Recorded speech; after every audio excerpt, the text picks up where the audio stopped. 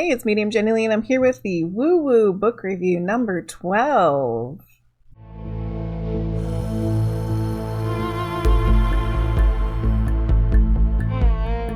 We met Pamela at the Sage Paracon a few years ago at the Belgrove Plantation in Port Conway, Virginia. She's written a lot of books. Many of them are about hauntings and whatnot. Some of them are about cryptids, and some are fictional books as well. She also was a guest on our podcast, The Witching Hours. She was on episode 20, if you're interested in watching that. I will put the link for it down in the description box below. Let's get into it. I was really excited to read this book because the majority of places that she talks about and investigates are places that I am very familiar with. I worked in Petersburg for about 3 years, going around many of these places that she talked about on a daily basis. And then a lot of the other places that she talks about are places that I've been to over the course of my life. Some of them just once or twice, and some of them on a regular basis. Because I grew up in Central Virginia from the age of 7 until we moved away. But then we came back, and now we're here again. Actually, the very first Weird Hauntings episode that we have done is a place that she talks about in this book, the old brick house. So let's get into it. I can put that link down in the description too. She signed it to us when we bought it at the Paracon when we first met her. So that was awesome. One of the things that I enjoyed about this book was the historical information that she includes for all of the locations. I enjoyed reading the history parts because even though I grew up here and I've lived here for the majority of my life, you don't always know all the information about the history of the places where you live, you know? So it was nice to read the history. One of the other things I enjoyed was that it has color photographs of all the places. So this whole first section of the places in Petersburg are places that I've walked by, I have looked at, I have taken pictures of.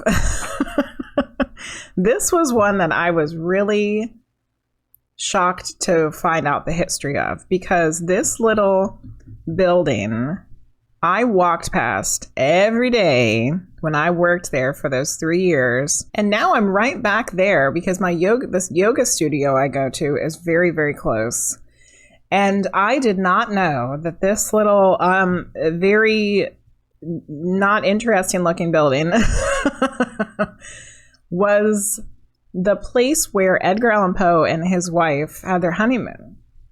I had no idea. Like, there's a little sign here that has a portrait of Edgar Allan Poe and his wife on it, but it's really faded and crackled and dirty and dark, and you can't really see it. And I think I noticed that it was Edgar Allan Poe before, but I never knew that that was the history of the building. So that was really cool. Some of the other places that I know and love from this book, Wabi Sabi is a sushi joint right there in Petersburg. I have been there a couple of times. I've been asking my dad to go with me for lunch because he's the only other person that eats sushi that I know. So I'm like, we can go eat sushi. And guess what? It's haunted. So I've been trying to get him to go with me, but well, we'll go someday. This Bristow Marketplace was right across the street from where I parked my car. We're at the place that I worked. I never went in. I've never been in there, though. One of the other interesting things that came from this book was when it talked about, oh, here's the trapezium house. I actually, there was one fall where there was an art festival going on in Petersburg, and I set up my little table to sell stuff right by the trapezium house. It's a really weird looking house. Peter Jones's trading station is basically just a ruin of this building that's from the 1600s, I think.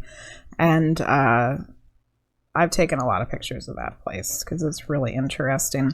The Center Hill Mansion. Now, the photograph of this one in the book is kind of garbage, but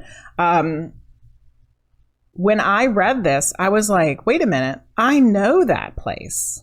I know the Center Hill Mansion. How do I know this place?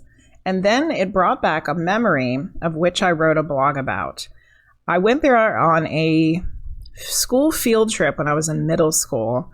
And that was one of the times when I realized that I was sensitive to things, because when we walked into this room that's up above the front door on the second floor, I immediately felt that there was something in there. I felt the energy of the room change. And right when we had all gathered in the room, our tour guide said, so this room is haunted and there's a lady that's seen standing at the window. And I'm like, what? How did I know that? You know, the signs and symbols of, hey, you're a medium, you know, we don't always listen to them. So I'll put the link for the blog down in the description box below too. This is a very interesting house that's built of tombstones. Weird. Let's see, what else? There's a really crazy battlefield in Petersburg where there's a crater it's from a bomb, basically. It was an explosion of things that created a crater in the ground. And I have been wanting to go. I've been there many, many times over my life, but I would really love to go and do a weird hauntings there.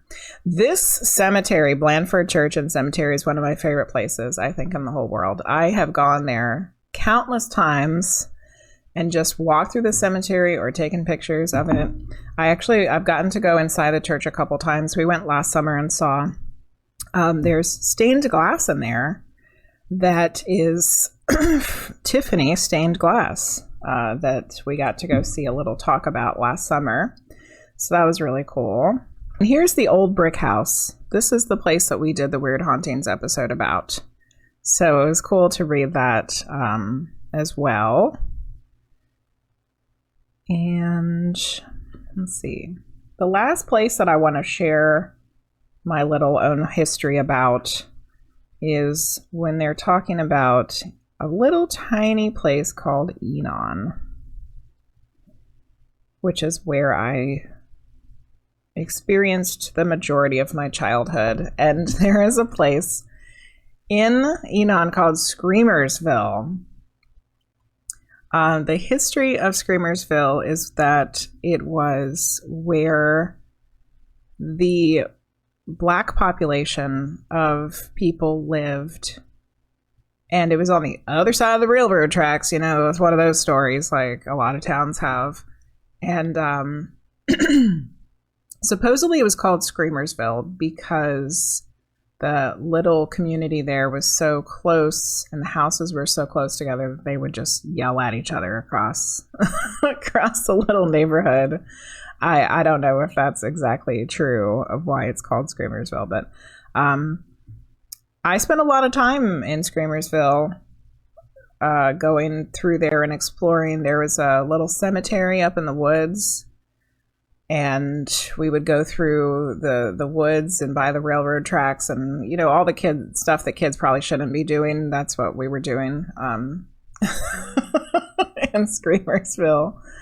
Not illegal things, but just like traipsing through places. It's sad now because the woods that I spent a lot of time in my childhood in, and part of that was Screamersville, is all torn down now, and it's all houses and condos and things. I've always wanted to go back and to see what they did with the cemetery. I heard that they left it alone, that they just, you know, put a little fence around it or whatever. They didn't like move the bodies or anything. I always felt a strong connection with cemeteries. any cemetery, even when I was a little kid, and I felt like they needed to be taken care of and respected. So when we came across this little cemetery in the woods when I was like in elementary school, I just felt like a protectiveness over it. So then when they tore all those houses down, I was like, they better not have done anything with the cemetery.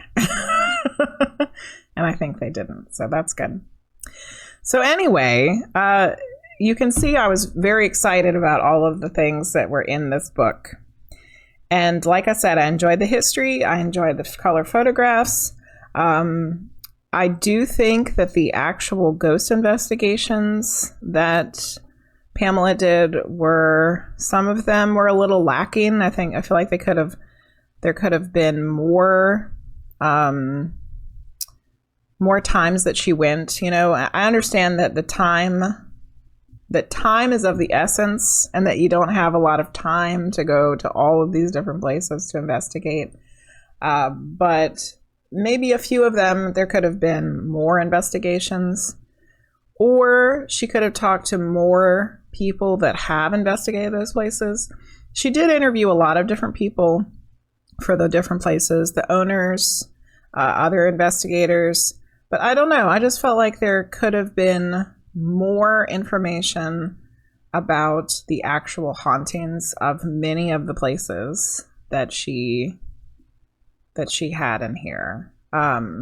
So overall, I enjoyed it. Overall, it was exciting to read for me, but I just felt like the actual haunting information, the actual ghostly stuff, could have been a little bit more fleshed out. You know, I mean, it's a fairly small book, so you can see that there could have been more into it. And this is the only book of hers that I read, so I don't know if her other books have more information in them, but this one in particular, I felt like there could have been more ghostly stuff. But also, you know, some of the places that she talks about have a reputation for being haunted, or they have a history of being haunted, but then maybe it's not what people think it is either. So that is part of what happens when you're talking about haunted locations. Sometimes the places aren't, even though people think they are. We've learned that from many, many ghost hunting shows, haven't we? So this has been my woo-woo book review for Paranormal Petersburg by Pamela K. Kinney. I have one more woo-woo book review on my list that I need to do of a book that I've read.